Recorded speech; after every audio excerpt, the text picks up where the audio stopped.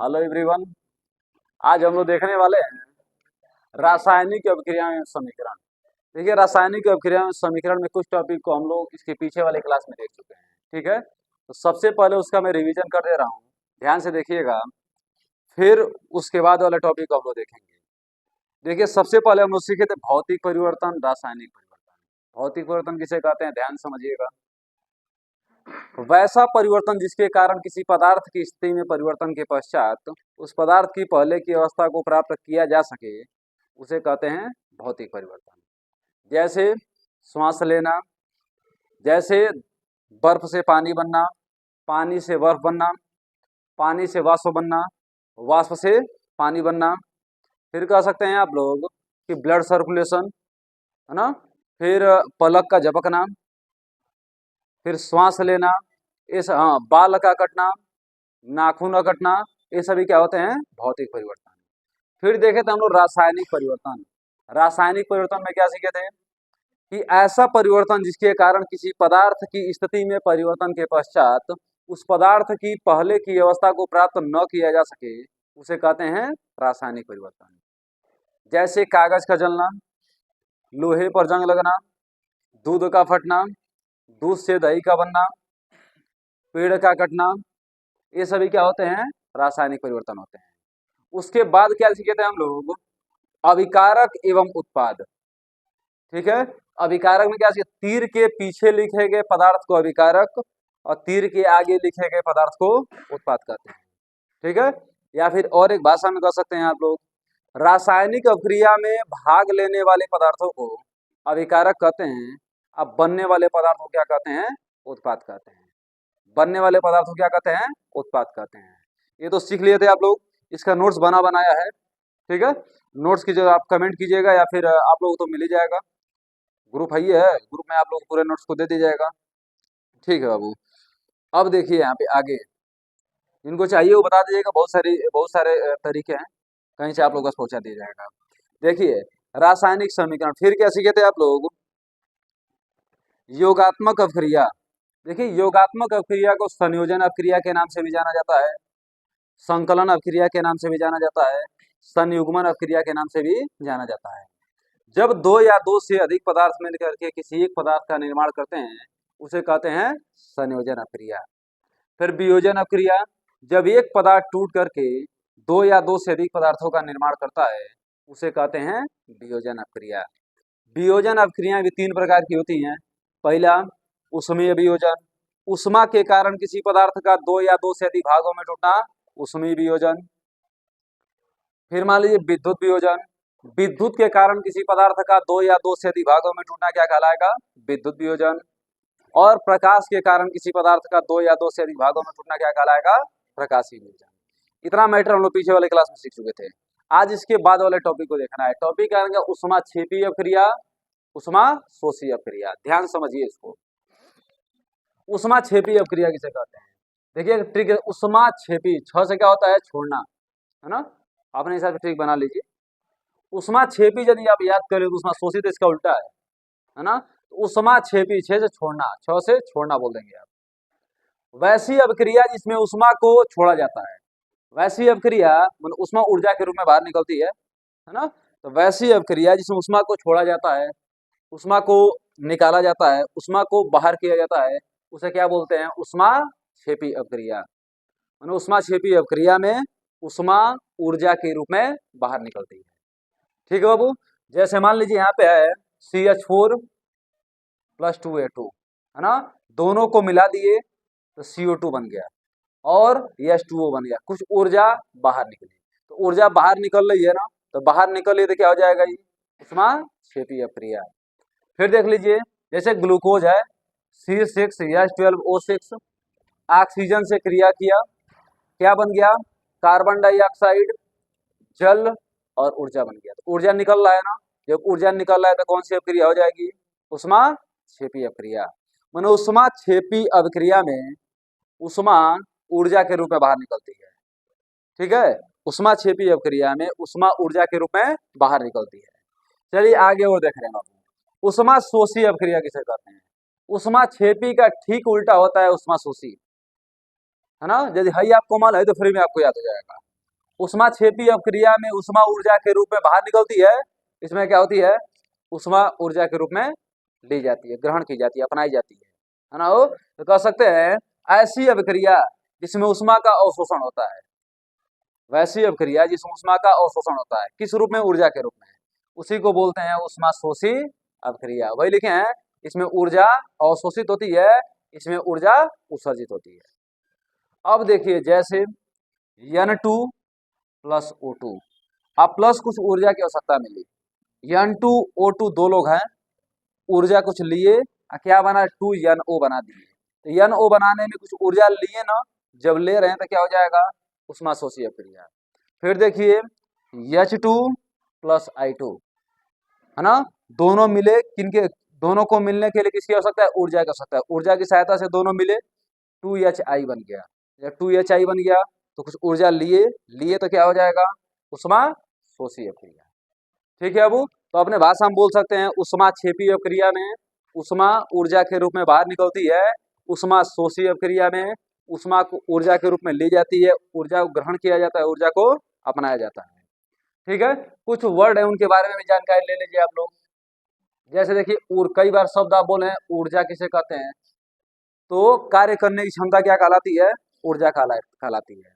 आपके पास अधिक ऊर्जा रहेगी, अधिक काम करेंगे, कम ऊर्जा रहेगी, कम काम करेंगे। तो काम करने की क्षमता किसके ऊपर डिपेंड है, ऊर्जा के ऊपर डिपेंड है। ठीक है। अब एक होता है ऊर्जा संरक्षण का नियम। देखिए ऊर्जा को न तो उत्पन्न किया जा सकता है, न ही नष्ट किया जा सकता है, केवल एक रूप से दूसरे रूप में परिवर्तित किया जा सकता है, इसी को ऊर्जा संरक्षण का नियम भी कहते हैं। ठीक है। ऊर्जा का मात्रा क्या होता है, जूल होता है। ऊर्जा का मात्रा क्या होता है बाबू, जूल होता है। चलिए आगे और देख रहे हैं हम लोग। उत्सर्जित का मतलब छोड़ना, अभी हम आपको बताए हैं। फिर देखिए यहाँ लिखा है CH4, CH4 का नाम क्या होता है, मेथेन। क्या होता है, सभी एलिफैटिक यौगिकों का जन्मदाता किसे माना जाता है, मेथेन को माना जाता है ना। सभी एलिफैटिक, अभी हम आपको बताएंगे कि एलिफैटिक यौगिक क्या होता है, एरोमेटिक यौगिक क्या होता है, कुछ दिन बाद अभी क्लास में आएगा ही, सुन लीजिए। एलिफैटिक, जितने खुली श्रृंखला वाले यौगिक होते हैं ना, सब क्या होते हैं, एलिफैटिक होते हैं। जितने बंद श्रृंखला वाले यौगिक होते हैं, जैसे बेंजीन, फिनाल, एनिलीन, ये सभी क्या होते हैं बाबू, एरोमेटिक होते हैं। तो बंद श्रृंखला वाले यौगिक एरोमेटिक, खुली श्रृंखला वाले यौगिक एलिफैटिक होते हैं। तो CH4 जो होता है ना, एल्केन समूह का प्रथम एलिमेंट होता है, प्रथम तत्व होता है। ठीक है। अब इसके बारे में और जानकारी ले लीजिए। मार्स गैस के नाम से किसको जाना जाता है, मेथेन गैस को जाना जाता है। दलदली स्थानों पे कौन सी गैस पाई जाती है, मेथेन गैस पाई जाती है। दलदली स्थानों पर कौन सी गैस पाई जाती है, मेथेन गैस पाई जाती है। एक क्वेश्चन सीधा सीधा बन जाता है कि धान के साथ कौन सी गैस उगाई जाती है, धान के साथ कौन सी गैस उगाई जाती है, धान के साथ कौन सी गैस पाई जाती है, उसका नाम क्या है, मेथेन। नाम क्या है वो, मेथेन। और देखिए गोबर गैस का मुख्य घटक क्या होता है, गोबर गैस के बारे में आप जानते हैं। गोबर गैस को सीवी देसाई ने किया था। सीवी देसाई नाम वैज्ञानिक थे, इन्होंने गोबर गैस की खोज की थी। तो गोबर गैस का मुख्य घटक क्या है, यही मेथेन है। ठीक है। अब देखिए थोड़ा ऑक्सीजन के बारे में रिवीजन कर दे रहे हैं। किस गैस को प्राणवायु के नाम से जाना जाता है, ऑक्सीजन को। किस गैस को प्राणदायिनी के नाम से जाना जाता है, ऑक्सीजन को। कौन सी ऐसी गैस है जो स्वयं नहीं जलती है किंतु जलाने में सहायक होती है, ऑक्सीजन गैस। वायुमंडल में ऑक्सीजन 21% पाई जाती है और धरातल पर 46.66% पाई जाती है। वायुमंडल में दूसरी सबसे अधिक मात्रा में पाई जाने वाली गैस कौन सी है, ऑक्सीजन है। और धरातल पर मन हमारे आसपास सबसे अधिक मात्रा में पाई जाने वाली गैस कौन सी है, ऑक्सीजन है। ऑक्सीजन का एक अपरूप होता है, इसका नाम क्या होता है, ओजोन। ओजोन का सूत्र क्या होता है, O3। ओजोन का सूत्र क्या बनता है, O3, जो समतापमंडल में पाई जाती है, सूर्य से निकलने वाली पराबैंगनी किरणों को अवशोषित कर लेती है, अशुद्ध प्रकाश हमारे यहाँ भेजती है। ठीक है। अगर ओजोन परत न रहे तो हमें त्वचा कैंसर और बहुत सारी बीमारियां हो सकती हैं। ठीक है। अब समताप मंडल के बारे में पूरा डिटेल में जानकारी मैं आपको दूंगा, अगर टॉपिक में ही है मंडल के बारे में पूरी जानकारी, कि मान लीजिए कि क्षोभ मंडल क्या होता है, समताप मंडल क्या होता है, मध्य मंडल क्या होता है, आयन मंडल क्या होता है, बहिर्मंडल क्या होता है, पूरी जानकारी लाइन बाय लाइन आपको मिलेगी। ठीक है बाबू। तो ऑक्सीजन के बारे में इतना आप जान गए। कार्बन डाइऑक्साइड गैस के बारे में रिवीजन कर लीजिए। अग्निशामक यंत्र में कौन सी गैस भरी जाती है, कार्बन डाइऑक्साइड। अग्निशामक यंत्र में कौन सी गैस भरी जाती है? Carbon dioxide. कौन सी गैस आग को बुझाने में सहायक होती है? Carbon dioxide. फिर प्रकाश संश्लेषण की क्रिया में पौधों द्वारा ली जाने वाली गैस कौन सी होती है? Carbon dioxide. और छोड़ने वाली गैस कौन सी होती है? ऑक्सीजन। छोड़ा जाता है ऑक्सीजन, लिया जाता है कार्बन डाइऑक्साइड। एक बात ध्यान रखिएगा, कार्बन डाइऑक्साइड गैस से किसी प्रकार का प्रदूषण नहीं होता है, केवल उमस पैदा होता है, केवल गर्मी पैदा होती है। ठीक है, अभी देख रहे हैं टेम्परेचर हाई हो रहा है, कारण क्या है? कार्बन डाइऑक्साइड गैस की अधिकता। ठीक है ना, आप पेड़ पौधों की कमी, ऐसे आप बोल सकते हैं। देखिए यहाँ पे जल के बारे में कुछ प्रश्न जान लीजिए आप लोग। जल का सूत्र क्या होता है? H2O। जल का सूत्र क्या होगा वो? H2O। फिर इसका उपयोग प्यास को बुझाने में किया जाता है, आग को बुझाने में भी किया जाता है। लेकिन एक बात ध्यान रखिएगा, पेट्रोल में लगी हुई आग को बुझाने के लिए किसका प्रयोग किया जाता है? अब देखिए एक बात और, पेट्रोल में लगी हुई आग को बुझाने के लिए पानी का प्रयोग क्यों नहीं किया जाता है? या पेट्रोल में जब आग लग जाती है ना, तो लोग पानी का प्रयोग नहीं करते हैं। क्यों नहीं करते हैं भैया? पेट्रोल में लगे हुई आग को पानी क्यों नहीं बुझा पाता है? क्योंकि पेट्रोल और पानी दोनों एक दूसरे में अमिश्रणीय होते हैं, दोनों का मिश्रण नहीं हो पाता है। मिश्रण नहीं हो पाता, इस कारण पानी अलग जाता है, पेट्रोल अलग जाता है, पेट्रोल जल के खत्म हो जाता है। आप लोग देखिए, जहाँ पेट्रोल पंप होगा वहां पे एक सिलेंडर रखा गया होगा, अग्निशामक यंत्र उसको कहा जाएगा, है ना। आग उग लगती है, खड़ाक से खोलते हैं सब, और धुआं धुआं कर देते हैं सब। धुआं धुआं में क्या, कार्बन डाइऑक्साइड गैस भरी जाती है और आग बुझ जाती है। वहाँ पानी का प्रयोग नहीं किया जाता है। अब देखिए किसी वस्तु की, मान लीजिए पेट्रोल पानी में नहीं मिल पाता, इसके पीछे भी अलग कारण होता है, घनत्व तो होता है जिसका, जैसे मान लीजिए कि एक बात हम बोले आपसे कि तेल पानी के ऊपर तैरता है, इसके पीछे कारण क्या है? तेल का घनत्व पानी घनत्व से कम होता है।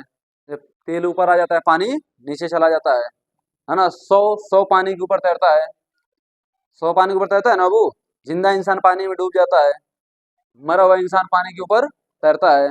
यह घनत्व के ऊपर डिपेंड होता है पूरा पूरा। अभी कुछ देर में समझाऊंगा आपको 100 पानी के ऊपर तैरता है, इसके पीछे कारण क्या होता है।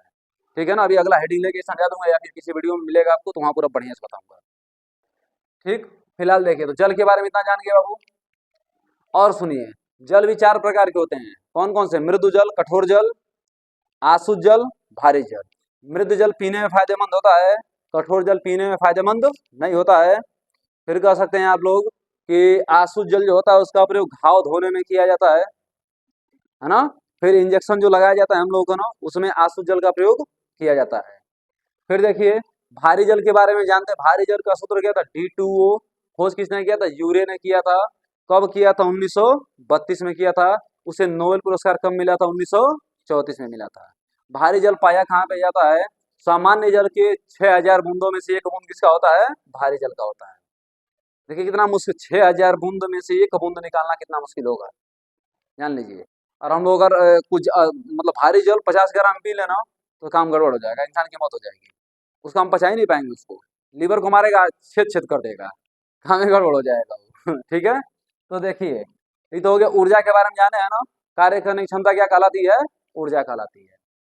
थोड़ा इनके बारे में भैया के बारे में बतिया लिया जाए। ग्लूकोज, ग्लूकोज का सूत्र क्या होता है बाबू? C6H12O6। तुरंत ऊर्जा की प्राप्ति के लिए किसका सेवन किया जाता है? ग्लूकोज का। आप लोग देखते होंगे सबसे जल्दी पाचन किसका होता है? ग्लूकोज का होता है। तुरंत पिएंगे तुरंत आपको ऊर्जा मिल जाएगी। देखेंगे आप लोग जो जिम करते रहते हैं सब बच्चे, वे लिए रहते हैं सब एकदम पैक बना के, मारते हैं सब, फिर जिम करते हैं, फिर मारते फिर जिम करते हैं सब, क्योंकि उनको मालूम तुरंत ऊर्जा मिल जाएगा, तुरंत जाएगा तुरंत ऊर्जा मिल जाएगा, अटनाटन होकर फिर जिम मारने लगेंगे सब। ठीक है, तो तुरंत ऊर्जा की प्राप्ति के लिए किसका सेवन किया जाता है? ग्लूकोज का। ठीक है वो आना ही बंटी बबली का बैटर कुछ और होता है, ठीक है ना, उससे भी ऊर्जा मिलती है, लेकिन वो दूसरे रूप में आ जाती है ना। बंटी बबली, एक और ही नाम था, लैला मजनू भी नाम रखे थे सब। लैला मजनू और बंटी बबली। ठीक है, तो देखिए तो ग्लूकोज हो गया, वो तुरंत ऊर्जा की प्राप्ति के लिए किसका सेवन होगा? ग्लूकोज का। और सुनिए मोनोसेकेराइड होते हैं, कार्बोहाइड्रेट को भी 3 भागों में बांटा जाता है, मोनोसेकेराइड, डाइसेकेराइड और पॉलीसेकेराइड। मोनोसेकेराइड में क्या आते हैं? ग्लूकोज, फ्रक्टोज आते हैं। डाइसेकेराइड में सुक्रोज, लैक्टोज, माल्टोज आते हैं। और पॉलीसेकेराइड में काइटिन, स्टार्च और सेलुलोज आते हैं। ये पूरा टाइप आपको मिलेगा बायोलॉजी में, कार्बोहाइड्रेट के प्रकार में पूरा बढ़िया सीखा जाएगा। फिलहाल क्या जाने हैं आप? तुरंत ऊर्जा की प्राप्ति के लिए किसका सेवन किया जाएगा? ग्लूकोज का। ठीक है ना। सबसे मीठी शर्करा का नाम पूछे तो फ्रक्टोज। एक बात ध्यान रखिए, फ्रक्टोज का और ग्लूकोज का दोनों का फार्मूला क्या होता है? बिल्कुल सेम होता है। क्यों? संरचना में भिन्नता पाई जाती है, इसकी संरचना अलग होती है, उसकी संरचना अलग होती है, फार्मूला अणुसूत्र दोनों का समान होता है। चलिए ये तो हो गया बाबू। भाई समझ, नाइट्रोजन के बारे में थोड़ा जानकारी ले लीजिए। नाइट्रोजन की विशेषता एक बार जान लीजिए बाबू। केमिस्ट्री पढ़ने का सबसे सिंपल सा फार्मूला है, छोटी छोटी बातों पे ध्यान दीजिए। इन्हें बहुत बड़ा तोप, अब तो हर बच्चे को मालूम होगा कि उष्मा छेपी उष्मा शोषी, लेकिन नाइट्रोजन के बारे में बोल दे कि आप 4 लाइन बताइए, वहाँ टाइम टाइफिस हो जाते हैं लोग, है ना। नाइट्रोजन के बारे में कुछ जानकारी नहीं, याद कैसे रहेगा? जब उसके बारे में जानकारी रहेगी तब याद रहेगा। उछला चाल में पढ़ेंगे, थोड़ा थोड़ा पढ़ेंगे, थोड़ा छोड़ेंगे, तो हमेशा धोखा होता रहेगा। एक बार पढ़िए विदौत पढ़िए, विदौत पढ़ने का मतलब नाइट्रोजन आ गया तो नाइट्रोजन से जितना प्रश्न बन सकता है सब आपके दिमाग में एकदम आ जाना चाहिए। ध्यान लीजिए, ऑक्सीजन आ गया तो ऑक्सीजन से रिलेटेड जितना प्रश्न बन सकता है सब आपके दिमाग में आ जाना चाहिए। ठीक है ना। अभी मैं तो रिवीजन करता ही रहूंगा। देखिएगा लगभग 20 दिन बाद, 20 दिन जाते जाते ना केमिस्ट्री तो हम लोग समाप्त कर ही लेंगे, उसका जितना बेसिक मैटर होगा सारा हम लोग का तैयार रहेगा। क्योंकि जितने बार ऑक्सीजन आएंगे उतने बार मैं प्रश्नों का रिवीजन करूंगा, जितने नाइट्रोजन है उतने बार मैं उसका रिवीजन करूंगा, है ना। तो रिवीजन ही इंपॉर्टेंट है, आप लोग केवल ध्यान ध्यान से देखते रहिए, ये सारा मैटर आप लोग क्लियर रहेगा और कॉन्सेप्ट बना रहेगा जबरदस्त एकदम। देखिए नाइट्रोजन के बाद थोड़ा प्रश्न देखिए, वायुमंडल में सबसे अधिक मात्रा में कौन सी गैस पाई जाती है? नाइट्रोजन। कितना परसेंट? 78%। पौधे नाइट्रोजन को किस रूप में ग्रहण करते हैं? नाइट्रेट के रूप में ग्रहण करते हैं। पौधे नाइट्रोजन को नाइट्रेट के रूप में ग्रहण करते हैं। अब नाइट्रोजन को नाइट्रेट में बदलने का काम कौन करता है? राइबोजियम नामक जीवाणु करता है। राइबोजियम नामक जीवाणु करता है बाबू। फिर सुनिए, यूरिया में नाइट्रोजन कितना परसेंट पाया जाता है? 46.66%। यूरिया का सूत्र क्या होता है बाबू? NH2CO NH2 NH2CO NH2। इधर नाइट्रोजन के बारे में हुआ बाबू, इसका नाम क्या होता है बाबू? Nitric oxide. क्या होगा? Nitric oxide. अगर यहाँ पे N2O होता तो नाइट्रस ऑक्साइड, इसको लाफिंग गैस के नाम से भी जानते हैं हम लोग। ठीक है ना। तो 3 फार्मूला ध्यान से सुन लीजिए आप लोग। NO का मतलब मैं लिख दे रहा हूं यहाँ पे, NO N2O NH, फिर ऐसे ले लीजिए HNO2 HNO3। इन तीनों का नाम ध्यान दीजिएगा, इसका नाम है नाइट्रिक ऑक्साइड। ठीक है बाबू, नाइट्रिक ऑक्साइड। इसका नाम क्या है बाबू? Nitrous oxide. नाइट्रिक ऑक्साइड और नाइट्रस ऑक्साइड। आएगा HNO3 HNO2 नाइट्रस अम्ल। ठीक है बाबू, नाइट्रिक, हाँ नाइट्रस अम्ल, इसको नाइट्रिक अम्ल या नाइट्रिक एसिड बोल सकते हैं आप लोग। ठीक है, नाइट्रिक एसिड और नाइट्रिक एसिड और नाइट्रस एसिड बिल्कुल सेम एक ही जैसे लगते हैं ये सब, HNO3 और HNO2। चलिए आगे देखते हैं बाबू, ये तो उनके बारे में हुआ, ये हो गया। हाइड्रोजन के बारे में कुछ सुन लीजिए। हाइड्रोजन खोज किसने किया था? हेनरी कैवेंडिश ने किया था। ठीक है, हाइड्रोजन में कितने समस्थानिक होते हैं? 3, प्रोटियम, ड्यूटेरियम और ट्राइटियम। हल्की हाइड्रोजन का सूत्र क्या होगा? 1H1। भारी हाइड्रोजन का 1H2। और फिर रेडियो सक्रिय रेडियो एक्टिव हाइड्रोजन का 1H3। प्रोटियम, ड्यूटेरियम और ट्राइटियम। और बात समझिएगा अभी, हाइड्रोजन को जलाने पे क्या बनता है? पानी बनता है। हाइड्रोजन को जलाने पे पानी बनता है। एक बात, किस गैस को भविष्य का ईंधन कहा जाता है? हाइड्रोजन को कहा जाता है। किसको कहा जाएगा? हाइड्रोजन को कहा जाता है। फिर ये तो हाइड्रोजन के बारे में हुआ। फिर आयोडीन के बारे में जानते हैं, समुद्री घास में क्या पाया जाता है बाबू? आयोडीन पाया जाता है। फिर एक बात और कि घेघा रोग में हमारे शरीर में किसी कमी हो जाती है? आयोडीन की कमी हो जाती है। आयोडीन की कमी के कारण कौन सा रोग? घेघा रोग। घेघा रोग से कौन सी ग्रंथि प्रभावित होती है बाबू? थायराइड ग्रंथि प्रभावित होती है, यही गले में पाई जाती है। उसमें सूजन हो जाता है ना, और फूल जाती है किसी कमी से? आयोडीन की कमी से। इसको हाइड्रोजन आयोडाइड। इस तरीके से आप लोगों का पूरा उष्मा छेपी और उष्मा शोषी से जितना प्रश्न बन सकता है सारा प्रश्न एक एक करके हम लोग जानकारी लिए हैं। इसके पीछे वाला टॉपिक का भी बढ़िया से रिवीजन किया है। ठीक है, तो चलिए अब इसके बाद वाले टॉपिक को देखा जाए। ठीक है, देखिए आगे वाला टॉपिक को। अब देखिए विस्थापन अभिक्रिया, द्विविस्थापन अभिक्रिया। विस्थापन का मतलब क्या होता है, स्थान में परिवर्तन, है ना। जैसे मान मान लीजिए कि 2 मार्कर ऐसे है, फिर आई उठ के यहाँ से यहाँ चले गए, विस्थापन हो गया, ठीक है ना। 3 लोगों को ले लिया जाए, जैसे मान लीजिए इनको डब्बा को भी ले लिया जाए, आई 2 लोग हैं आराम से, आई डब्बा आराम से पड़े हुए हैं, आई इनका साथ छोड़ के डब्बा के संगे आ गई ना, तो क्या हो गई, विस्थापन। विस्थापन माने स्थान में परिवर्तन। देखिए वही लिखे हैं, इसमें एक अभिकारक दूसरे अभिकारक से स्थान बदल लेता है, स्थान में परिवर्तन कर लेता है। जैसे देख लीजिए कि जेडन है और CuSO4 है, कापर सल्फेट है। हुआ क्या, कापर सल्फेट बड़ी आराम से, CuSO4 इनका परिवार बसा बसाया था, हम आराम से रह रहे थे, जीवन व्यतीत कर रहे थे। तो बोले जिंक आ गई, ओवर स्मार्ट, पैसा वाला आदमी आ गया। तो जिंक जब आया, SO4 की नजर पड़ गई किसके ऊपर, जिंक के ऊपर, इनके छोड़ा, है ना, कापर कापा था ना बहुत ज्यादा, तो इनके छोड़ के स्थान में परिवर्तन हो गया, इनके पास आ गई नहीं, आ गए, ठीक है। तो ZnSO4 प्लस Cu लिखिए, ZnSO4 प्लस Cu, मतलब SO4 के स्थान में परिवर्तन हो गया, यहाँ पर थे यहाँ पर आ गए, तो बोले क्या, विस्थापन अक्रिया हो गई, ठीक है ना। तो वही देखिए यहाँ पे Pb है और CuCl2 है, भैया इनका परिवार एकदम फिट है, जोड़ा लगा हुआ इन लोगों का, है ना।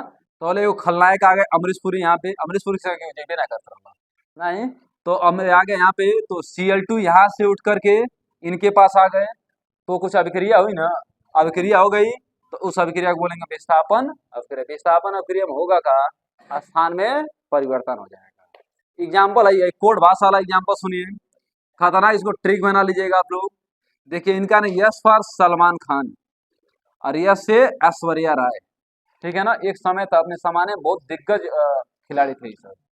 तो सलमान खान ऐश्वर्या राय बड़ा आराम से जीवन व्यतीत कर रहे थे। तब तक हुआ क्या कि ऐश्वर्या राय को मालूम चल गया जिंदगी भर यही तरह रही, बियाह शादी करी ना आई एक संगे जिंदगी बर्बाद करना ठीक नहीं है। तो पैसा आदमी खोज ले, पैसा किसके पास है, तो पैसा लोग गल के लगे, अभिषेक बच्चन के लगे, तो ये खसक के इनके लगे आ गई। अभी टुकुर टुकुर ताके लग रहे इनके, भैया उठ के तो इस जगह परिवर्तन कर ले ली, ठीक है। भाई देखिए सलमान खान से देखा था ना लुका के कि चलो भैया कहाँ गई ऐश्वर्या राय, ऐश्वर्या आराम से घर बसा ले किसी संगे, अभिषेक बच्चन संगे, तो स्थान में परिवर्तन हो गया ना। इसी को बोलेंगे विस्थापन अभिक्रिया। विस्थापन अभिक्रिया मतलब स्थान में परिवर्तन, रहेगा पहले कहीं और, चला जाएगा कहीं और, इसे हाँ जैसे आप लोग जान ही रहे हैं, तो ठीक है। तो क्या होगा, एक अभिकारक दूसरे अभिकारक से स्थान बदल लेता है, उसी को बोलते हैं विस्थापन अभिक्रिया। देखिए द्वि का मतलब क्या होगा, दुगो, द्वि मतलब दुगो, विस्थापन होगा दुगो होगा। जैसे जैसे आप लिखे हैं, दो अभिकारक अपने स्थान में परिवर्तन कर लेते हैं, दोनों अभिकारक अपने स्थान में परिवर्तन कर लेते हैं, ठीक बा। तो जैसे मान लो AgNO3 है, NaCl है, होगा क्या कि Ag यहाँ पर है और Ag देख लिया तो के Cl के, तो अन्य कहीं हम काहे पीछे रहो, ई देख लिया NO2 NO3 के, देखा देखो दोनों ग्रुप हो गए, है ना, बदला बदली समझ लिया NO3 कूद के ले आज यहाँ अन्य की लगे, तो Cl कहीं हम बापते तोरी संगे ना रह हो गया सही आ गई, है ना। एक रहते इस जगह छोड़ के चल जाए Ag की लगे, देखा लो AgCl NaNO3 दो के स्थान में परिवर्तन हुआ ना, उसे बोलेंगे द्वि विस्थापन अभिक्रिया। हाय देखिए BaCl2 है ना अबू, BaCl2 है और इधर क्या है Na2SO4 है। अब इनको देखिए बड़ा खुशहाल इनके साथ ही रह रहे थे, तो इनका नजर पड़ गया Ba के ऊपर, है ना। तो ये कहलस भाई हम Ba के पास है जब ये गए ना, तो हम जो क्या करी, तो एक नजर कहीं पर ही, तो एक नजर पड़ गई हिंकरी ऊपर, तो दोनों स्थान में परिवर्तन कर लिए ना, तो कह सकते हैं BaSO4 Na2Cl2, या Na2Cl2 नहीं बोलेंगे इसको, इसको दो बार Na है, दो बार Cl2, तो 2NaCl। तो देखिए घर अब भी बसा है, घर पहले भी बसा था, है ना, पहले भी स्थिति सेम थी, पहले भी खुश थे दोनों लोग, अब भी खुश थे दोनों। इस मतलब इसमें पास्ट में या प्रेजेंट में खुशी ही खुशी है, इसमें एगो एगो उदास हो जाएगी एगो गम का गाना सुनने लगेगा, ठीक है। तो इसीलिए इसका द्वि विस्थापन दोनों समय खुशी, आहे में विस्थापन एक के समय खुशी, एक ही कोनो खुश रही, दो खुश नहीं रही, तो ठीक है। तो विस्थापन द्वि विस्थापन अभिक्रिया तो समझ लेंगे ना अबू। विस्थापन अभिक्रिया में एक अभिकारक अपने स्थान को परिवर्तन करके दूसरे के स्थान को ग्रहण कर लेता है, द्विविस्थापन अभिक्रिया में दो अभिकारक अपने स्थान को परिवर्तित करके स्थान में चेंजिंग कर लेते हैं, उसे को द्विविस्थापन अभिक्रिया। ठीक है, अब इसके बाद वाले टॉपिक को कल देखा जाएगा। आज के लिए बस इतना ही। ठीक है।